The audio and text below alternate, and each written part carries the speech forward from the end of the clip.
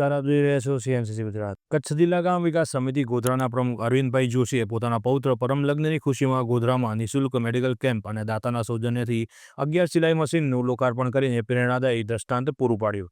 શ્રી કચ્છ જિલ્લા ગામ વિકાસ સમિતિ ગોધરાના પ્રમુખ અરવિંદભાઈ જોશીએ પોતાના પૌત્ર પરમના લગ્નની ખુશીમાં તારીખ 6/2 ને ગુરુવાર ગોધરા તાલુકો માંડવીમાં શ્રી ભેદા સર્વોદય કેન્દ્ર વિવિધલક્ષી હોલ મધ્યે નિઃશુલ્ક મેડિકલ કેમ્પ અને દાતાના સૌજન્યથી 11 સિલાઈ મશીનનું લોકાર્પણ કરીને પ્રેરણાદાયી દ્રષ્ટાંત પૂરું પાડેલ છે.